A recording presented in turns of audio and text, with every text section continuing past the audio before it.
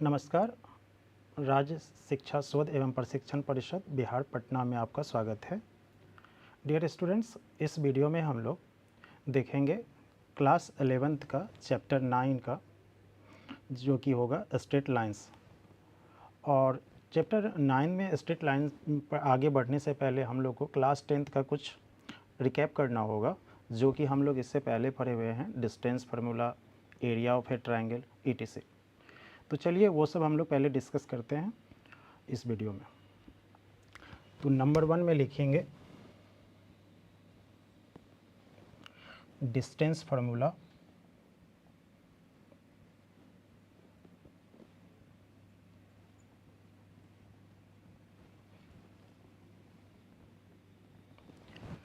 Dear students, यदि हम लोग के पास दो पॉइंट्स हो,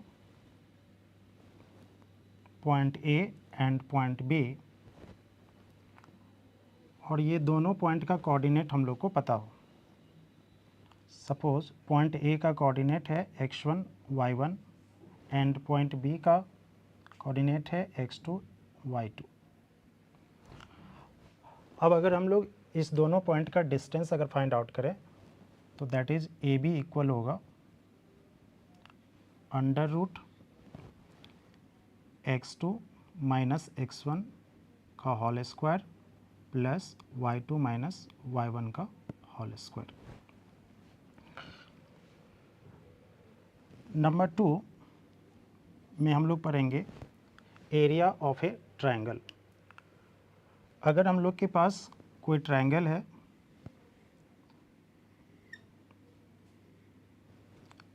ट्रायंगल ABC, और ये हम लोग को पता ही है अगर कोई ट्रायंगल है तो इसके पास 3 वर्टिसेस यानी 3 शीर्ष बिंदु होगा। तो ये तीनों शीर्ष बिंदु का अगर हम लोग को कोऑर्डिनेट पता हो, सपोज वर्टेक्स ए का कोऑर्डिनेट है x1 y1, वर्टेक्स बी का कोऑर्डिनेट है x2 y2 और वर्टेक्स सी का कोऑर्डिनेट है x3 y3, then area of triangle हम लोग जानते हैं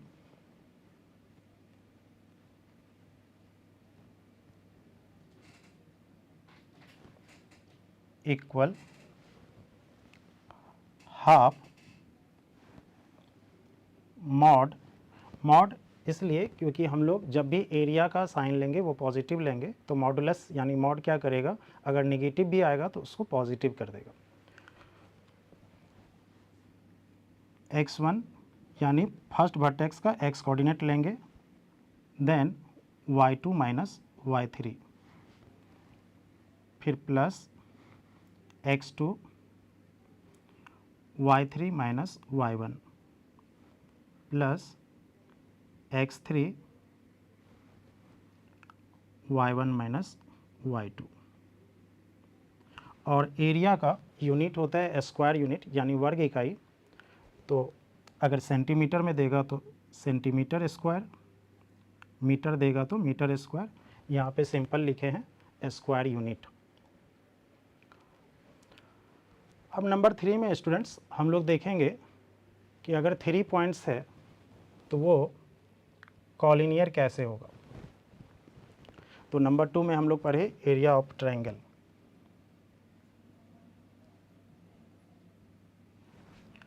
नंबर 3 में अगर 3 पॉइंट्स दे तो कॉलिनियर हम लोग को दिखाना है। तो कॉलिनियर पॉइंट्स किसको बोलते हैं, 3 या मोर देन 3 पॉइंट्स अगर एक ही स्ट्रेट लाइन पे लाई करे तो उसको हम लोग बोलते हैं कॉलिनियर पॉइंट्स। तो कॉलिनियर पॉइंट्स प्रूव करने के लिए कि अगर 3 पॉइंट्स है कॉलिनियर, कैसे हम प्रूव कर सकते हैं, इसको 2 तरीके से कर सकते हैं। एक ये डिस्टेंस फार्मूला से, and number 2 area of triangle से भी हम लोग प्रूव कर सकते हैं। तो दोनों फार्मूला देख लेते हैं कि अगर 3 पॉइंट्स है तो वो कॉलिनियर है या नहीं है, कैसे जान सकते हैं। तो नंबर 3 में लिखना हम लोग को कंडीशन फॉर कॉलिनियरिटी।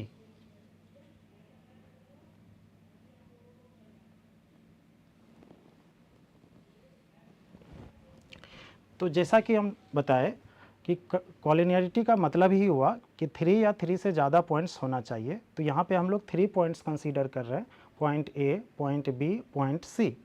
तो पॉइंट ए का भी कोऑर्डिनेट मिलेगा, पॉइंट बी का भी कोऑर्डिनेट मिलेगा और पॉइंट सी का भी कोऑर्डिनेट मिलेगा, और हम लोग को प्रूव करना होगा कि ये, या जांचना होगा कि ये कॉलिनियर है या नहीं है। एग्जाम में आपको क्लियरली मेंशन होगा कि डिस्टेंस फार्मूला से दिखाना है या एरिया ऑफ ट्रायंगल वाले फार्मूला से दिखाना है। अगर कुछ भी मेंशन नहीं तो आप दोनों में से किसी भी वे में दिखा सकते हैं। तो चलते हैं हम पहला डिस्टेंस फार्मूला से देखते हैं। तो नंबर 1 में लिखिएगा बाय डिस्टेंस फार्मूला।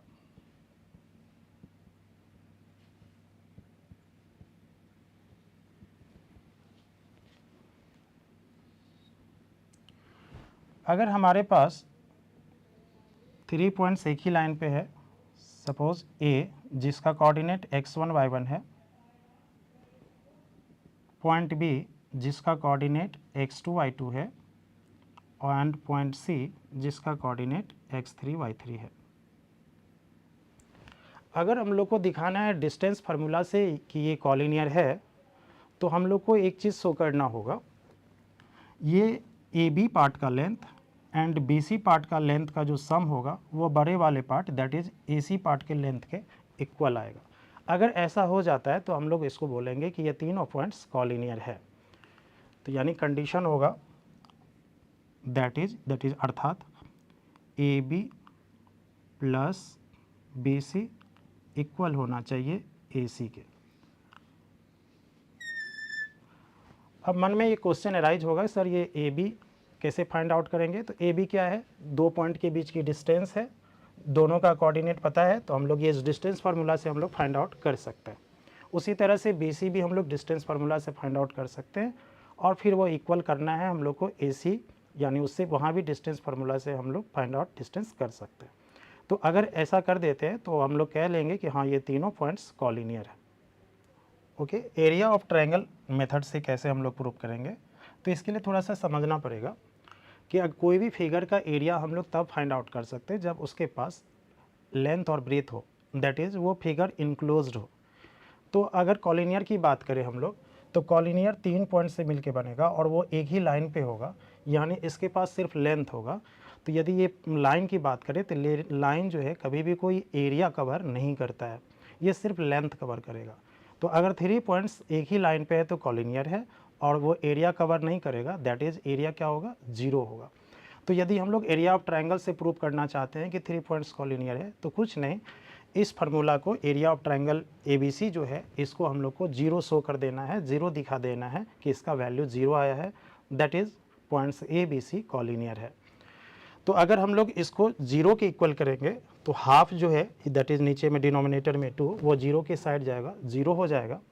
तो दैट इज़ हम लोग के पास होगा x1 y2 minus y3 plus x2 y3 minus y1 plus x3 y1 minus y2, ये 0 के इक्वल आएगा। अगर ये 0 के इक्वल आएगा तो हम लोग कह सकते हैं कि पॉइंट्स ABC कॉलिनियर है। तो हम लोग यहाँ पे 3 चीज़ पढ़े, एक डिस्टेंस फार्मूला, दूसरा area of triangle ABC, and third condition for collinearity. Dear students, आप लोग इसको नोट डाउन कर लीजिए। ओके स्टूडेंट्स, अब हम लोग नंबर 4 में चलते हैं और देखते हैं टाइप्स ऑफ ट्रायंगल।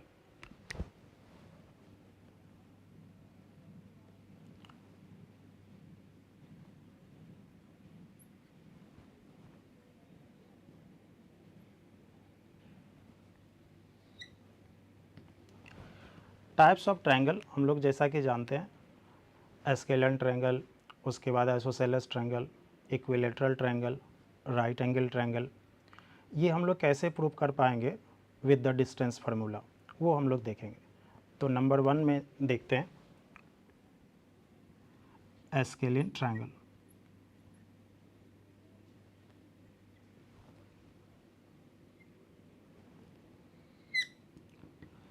एस्केलिन ट्रायंगल क्या है स्टूडेंट्स? आप लोग को पता ही है, वैसा ट्रायंगल जिसका कोई भी साइड इक्वल नहीं हो, यानी तीनों साइड्स अनइक्वल हो। तो यदि हम लोग कोई एक ट्रायंगल बनाते हैं जिसका कोई भी साइड्स इक्वल नहीं हो,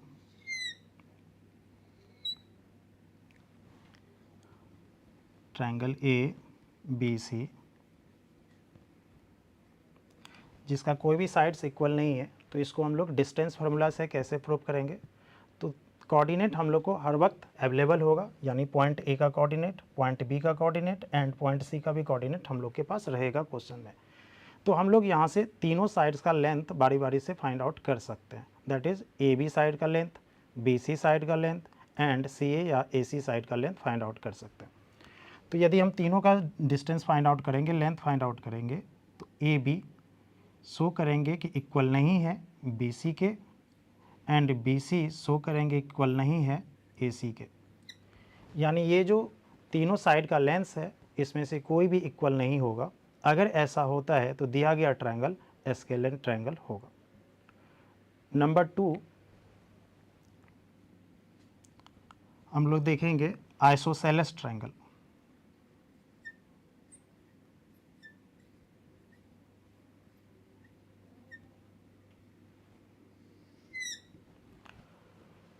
आइसोसेलेस ट्रायंगल यानी वैसा ट्रायंगल जिसका दो साइड्स इक्वल हो, कोई भी दो साइड इक्वल होगा। ए बी बी सी के इक्वल होगा, या ए सी बी सी के इक्वल होगा, या ए बी ए सी के इक्वल होगा।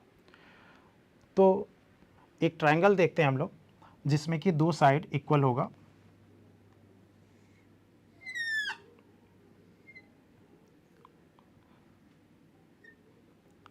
सपोज ए बी और ए सी ये दोनों साइड इक्वल है।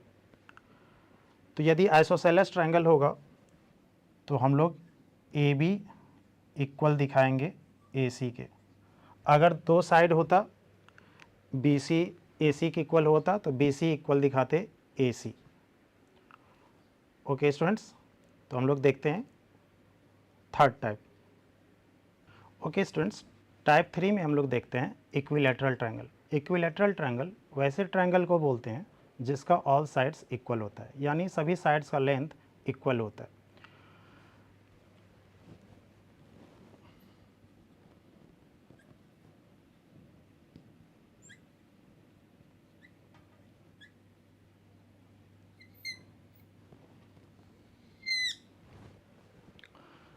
तो एक ट्रायंगल हम लोग लेंगे जिसका ऑल साइड्स इक्वल हो।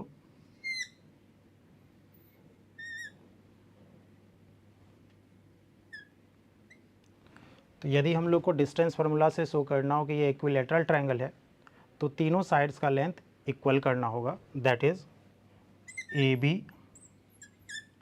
Equal B C equal A C. अगर हम लोग ऐसा शो करते हैं तो दिया गया ट्रायंगल को कह ले सकते हैं हम लोग कि इक्विलैटरल ट्रायंगल है। अब नंबर 4 राइट एंगल ट्रायंगल के बारे में जानेंगे।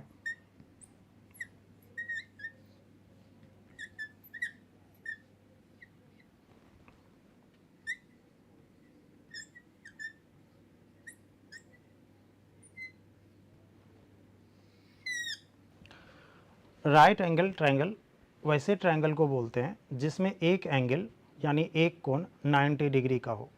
और आप लोग जानते हैं जब भी किसी ट्रायंगल में एक एंगल 90 डिग्री हो तो वहाँ पे पाइथागोरस थ्योरम अप्लाई हो जाता है। और पाइथागोरस थ्योरम क्या होता है कि अगर किसी भी ट्रायंगल में जो एंगल 90 डिग्री है उसका जो एडजेसेंट साइड्स है दैट इज़ परपेंडिकुलर और बेस होता है, उस दोनों के स्क्वायर का सम थर्ड साइड के स्क्वायर के इक्वल होता है। तो यदि हम लोग एक ट्रायंगल ने राइट एंगल ट्रायंगल,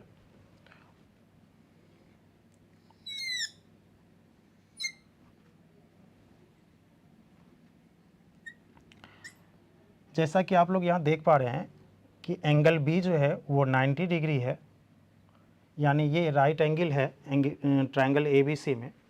तो इसको अगर हम लोग को डिस्टेंस फार्मूला से प्रूव करना हो कि ये राइट एंगल ट्रायंगल है तो यानी इसका perpendicular that is A B और base that is B C. A B का स्क्वायर प्लस बी सी का स्क्वायर इक्वल होगा डिस्टेंस ए सी के स्क्वायर के इक्वल। तो राइट एंगल ट्रायंगल का कंडीशन होगा A B square plus B C square equal A C square.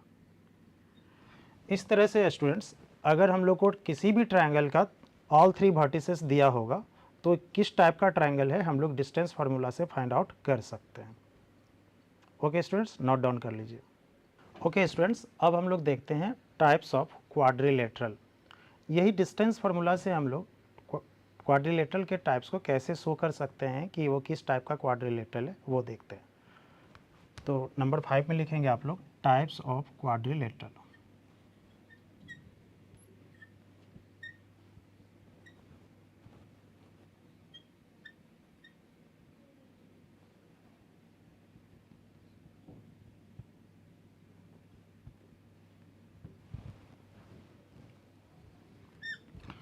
तो types of quadrilateral में हम लोग जानते हैं जैसे कि रेक्टेंगल, स्क्वायर, रोम्बस, इस तरह से हम लोग देखेंगे कि ये किस कंडीशन को फॉलो करता है। तो नंबर 1 हम लोग देखेंगे रेक्टेंगल।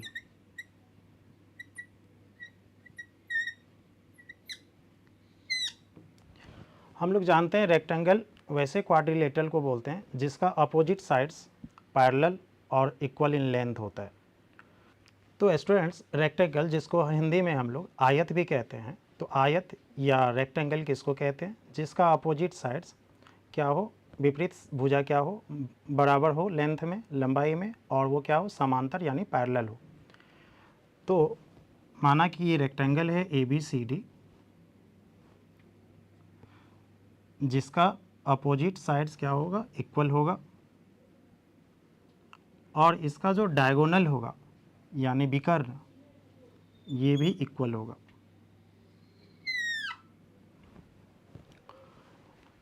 तो अगर ये रेक्टेंगल होगा तो कंडीशन होगा कि अपोजिट साइड्स इक्वल है, यानी AB DC के बराबर होगा और AD BC के बराबर होगा, और उसके बाद इसका डायगोनल भी इक्वल होता है, दैट इज AC BD के बराबर होगा। तो इसका कंडीशन होगा AB first condition equal DC and AD equal BC। ये हुआ कि इसका अपोजिट साइड्स का लेंथ इक्वल होगा। एंड नंबर 2 में इसका डायगोनल का जो लेंथ होगा यानी विकर्ण का जो लेंथ होगा वो भी क्या होगा, इक्वल होगा। तो नंबर 2 में लिखेंगे हम लोग कि AC यानी फर्स्ट डायगोनल का लेंथ BD के इक्वल यानी सेकेंड डायगोनल के लेंथ के इक्वल होगा। तो अगर ऐसा कोई क्वाड्रिलेटरल कंडीशन को फॉलो करता है तो वो क्या है, रेक्टेंगल यानी आयत कहलाएगा। ओके स्टूडेंट्स, अब चलते हैं हम लोग नंबर 2 में, दैट इज स्क्वायर, जिसको कि हम लोग हिंदी में वर्ग कहते हैं। तो स्क्वायर की कंडीशन क्या होगा,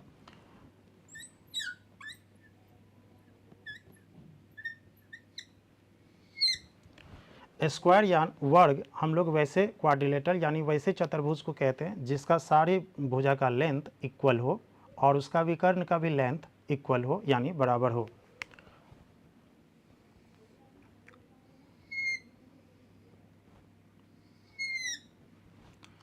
तो यदि ABCD कोई स्क्वायर है अर्थात वर्ग है तो इसका कंडीशन क्या होगा, नंबर फर्स्ट सभी साइड्स यानी सभी भुजा का लेंथ इक्वल होगा, यानी AB BC के बराबर होगा, BC CD के बराबर होगा और CD DA के बराबर होगा। ये फर्स्ट कंडीशन होगा कि ये सभी भुजा का लेंथ यानी सभी भुजाओं की लंबाई बराबर होगी। एंड नंबर 2 इसका जो डायगोनल होगा यानी विकर्ण होगा, डायगोनल AC और डायगोनल BD इसका भी लेंथ इक्वल होगा। तो AC इक्वल होगा BD के। तो क्या स्टूडेंट्स, स्क्वायर यानी वर्ग हम लोग किसको कहेंगे, वैसा चतुर्भुज जिसका सभी भुजा का लेंथ बराबर हो, लंबाई बराबर हो और उसका विकर्ण का लेंथ भी क्या हो, बराबर हो। ओके स्टूडेंट्स, अब हम लोग चलते हैं क्वाड्रिलेटरल यानी चतुर्भुज के तीसरे टाइप्स पे जिसको हम लोग बोलेंगे पैरेललोग्राम, हिंदी में हम लोग समांतर चतुर्भुज भी इसको कहते हैं।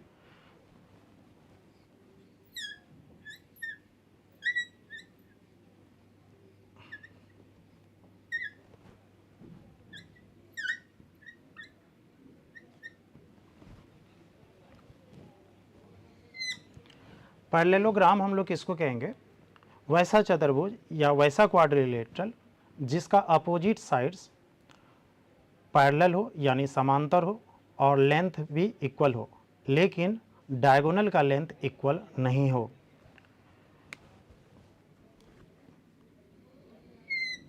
जैसे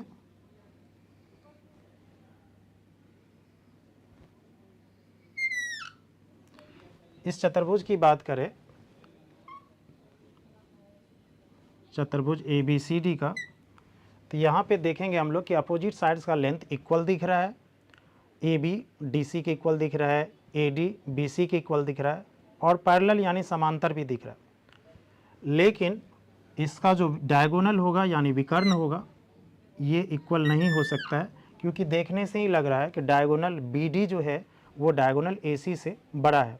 तो अगर ऐसा कंडीशन है तो इसको हम लोग पैरेललोग्राम बोलेंगे। तो कंडीशन क्या होगा, फर्स्ट कि अपोजिट साइड्स का लेंथ यानी AB DC के बराबर होगा एंड AD BC के बराबर होगा, बट डायगोनल का लेंथ बराबर नहीं होगा। डायगोनल कौन सा है, AC और BD, ये दोनों का लेंथ बराबर नहीं होगा।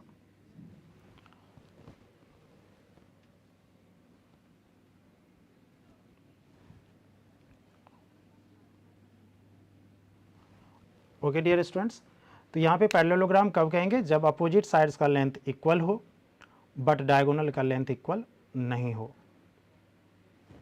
ओके स्टूडेंट्स, अब हम लोग क्वाड्रिलेटरल के फोर्थ टाइप पे चलते हैं, लास्ट टाइप पे, जिसको हम लोग बोलेंगे रोम्बस यानी समचतुर्भुज।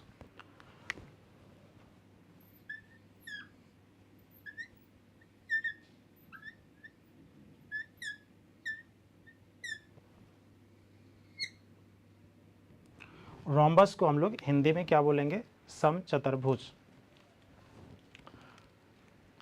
तो समचतुर्भुज का कंडीशन क्या होगा कि इसके सारे साइड्स का यानी सभी भुजा का लेंथ इक्वल होगा, लेकिन डायगोनल का लेंथ इक्वल नहीं होगा।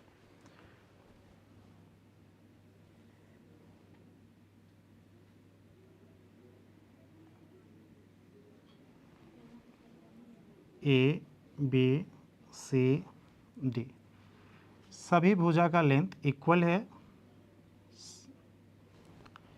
बट अगर हम लोग डायगोनल इसका ड्रॉ करते हैं, that is diagonal AC and diagonal BD, तो ये लेंथ इक्वल नहीं होगा। तो फर्स्ट कंडीशन होगा ऑल साइड्स का length that is AB equal BC होगा, इक्वल CD होगा, इक्वल DA होगा, ये फर्स्ट कंडीशन होगा। एंड नंबर 2, डायगोनल का लेंथ इक्वल नहीं होगा, that is AC not equal to BD। Okay dear students, तो यहाँ पे रोम्बस हम लोग क्वाड्रिलेटरल को कब बोलेंगे, जब सभी साइड्स का लेंथ इक्वल हो और विकर्ण यानी डायगोनल का लेंथ इक्वल नहीं हो। तो ये था फोर्थ टाइप क्वाड्रिलेटरल का।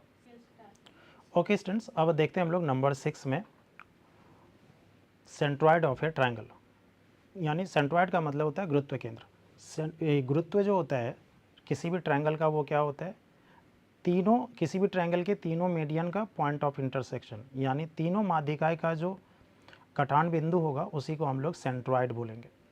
तो पहले हम लोग फिगर देखते हैं। अगर हम लोग के पास कोई ट्रायंगल ABC है,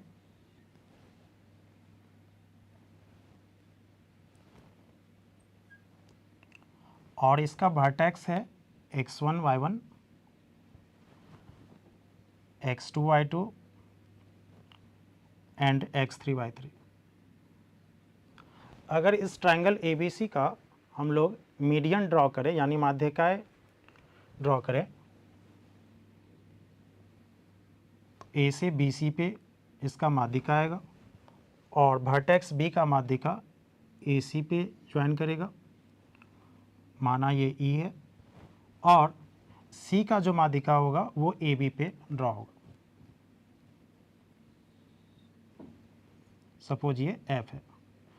तब ये जो तीनों माध्यिका का पॉइंट ऑफ इंटरसेक्शन है, इसी को हम लोग बोलेंगे सेंट्रॉइड ऑफ ए ट्रायंगल यानी गुरुत्व ऑफ ए गुरुत्व त्रिभुज का गुरुत्व केंद्र, जिसको हम लोग जी से सूचित करते हैं, यानी जी से डिनोट करते हैं। ये जो पॉइंट है इसको डिनोट करेंगे किससे?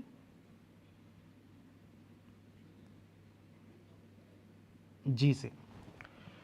तो अगर हम लोग को किसी भी त्रिभुज का, किसी भी ट्रायंगल का तीनों वर्टिसेस दिया रहे, शीर्ष बिंदु दिया रहे x1 y1 x2 y2 x3 y3, और तीनों माध्यिका का पॉइंट ऑफ इंटरसेक्शन यानी सेंट्रॉइड का कोऑर्डिनेट हम लोग को पता करना हो, तो सेंट्रॉइड यानी जी का जो कोऑर्डिनेट होगा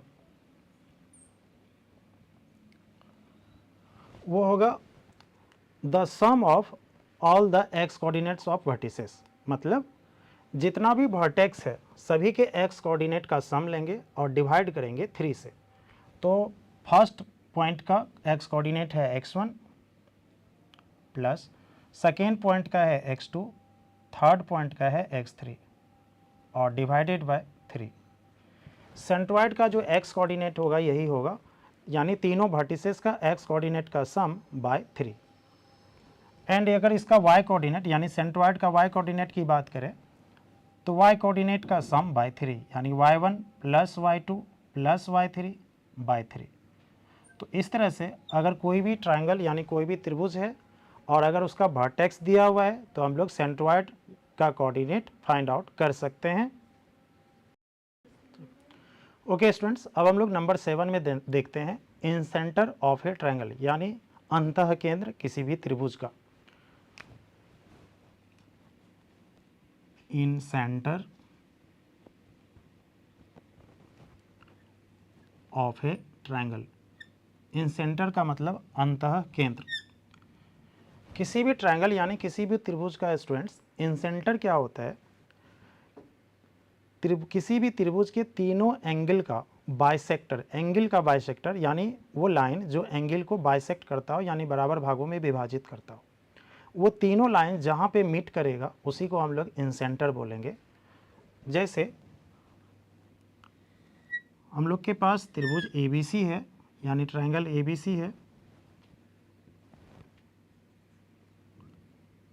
ये जो एंगल A है इसका जो विभाजित करेगा बराबर भागों में लाइन, सपोज ये AD, तो दिस एंगल और दिस एंगल इक्वल होगा। मतलब AD एक ऐसा लाइन है जो कि एंगल A को विभाजित किया है बराबर भागों में। उसी तरह से एंगल B का जो विभाजक होगा यानी बाइसेक्टर होगा, तो अगर ये एंगल की बात करें तो ये दोनों एंगल आपस में इक्वल होगा। इसी तरह से फिर एंगल C का जो बाइसेक्टर होगा दैट इज दिस एंगल और दिस एंगल इक्वल होगा। तब जो ये पॉइंट मिला जहाँ पे ये तीनों लाइन इंटरसेक्ट किया है, इस पॉइंट को बोलेंगे इन सेंटर ऑफ ट्रायंगल ABC, अर्थात हिंदी में बोलेंगे अंतः केंद्र त्रिभुज ABC का। और इसको हम लोग I से, कैपिटल I से डिनोट करते हैं क्योंकि इन सेंटर का फर्स्ट लेटर I है। तो ये जो पॉइंट है इसको हम लोग बोलेंगे इन सेंटर और इसको डिनोट करेंगे I से। अब डियर स्टूडेंट्स, जब भी आपसे इन सेंटर पूछेगा किसी भी ट्रायंगल का तो वर्टेक्स का कोऑर्डिनेट जरूर देगा। तो वर्टेक्स A है, इसका कोऑर्डिनेट मानते हैं x1 y1 और वर्टेक्स B का x2 y2 and vertex C का x3 y3। तो यदि हम लोग ट्रायंगल ABC का इन सेंटर फाइंड आउट करना चाहें तो सिर्फ वर्टेक्स से नहीं होगा, तीनों साइड का लेंथ भी फाइंड आउट करना होगा। तो तीनों साइड का लेंथ हम लोग फाइंड आउट कर सकते हैं, फर्स्ट नंबर में ही पढ़े डिस्टेंस फार्मूला उससे। तो AB का लेंथ कुछ आएगा, BC का लेंथ कुछ आएगा, AC का लेंथ कुछ आएगा। तो यहाँ पे मान लेते हैं कि ये जो BC का लेंथ है ये A आया, डिस्टेंस फार्मूला से हम लोग फाइंड आउट कर सकते हैं। फिर इसी तरह से अगर AC की बात करें तो सपोज इसका लेंथ हम लोग को B आया और ये जो AB है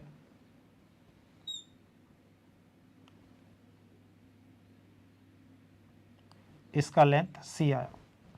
तो यदि हम लोग को वर्टेक्स देगा तो हम लोग तीनों साइड्स का लेंथ फाइंड आउट कर सकते हैं डिस्टेंस फार्मूला से ए बी सी। तब जो इसका इंसेंटर का कोऑर्डिनेट होगा दैट इज आई का, वो लेना है कहीं से भी हम लोग स्टार्ट कर सकते हैं। सपोज जैसे ए लेंथ लेते हैं यानी बी सी का लेंथ लेते हैं, उसके साथ कोऑर्डिनेट उसके सामने वाला लेंगे।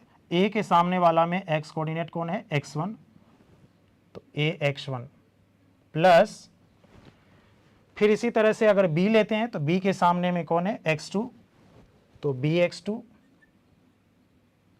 प्लस c के सामने में देखेंगे तो x3 है तो cx3 एंड बाय ये तीनों साइड्स के लेंथ का sum that is a plus b plus c, ये इंसेंटर का x कोऑर्डिनेट होगा।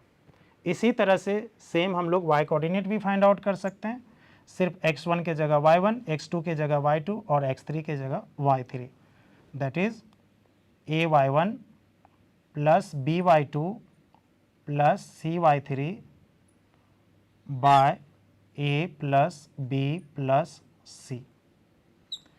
इस तरह से हम लोग किसी भी ट्रायंगल का इंसेंटर फाइंड आउट कर सकते हैं। कंडीशन क्या है कि उसका वर्टेक्स का कोऑर्डिनेट दिया रहना चाहिए। ओके डियर स्टूडेंट्स, तो आज के क्लास में हम लोग स्ट्रेट लाइन चैप्टर में क्या क्या पढ़े। Number first distance formula, number 2 area of a triangle and number 3 condition for collinearity यानी कॉलिनियर कब होगा कब नहीं होगा। नंबर 4 टाइप्स ऑफ ट्रायंगल, उसमें 4 टाइप पढ़े। Number 5 types of quadrilateral. Number 6 centroid of a triangle and number 7 में पढ़े हम लोग incentre of a triangle. Next video में हम लोग स्टूडेंट्स इस तरह से इसका अगला भाग देखेंगे जहां से इससे रिलेटेड क्वेश्चंस को सॉल्व करेंगे। तब तक के लिए नमस्कार।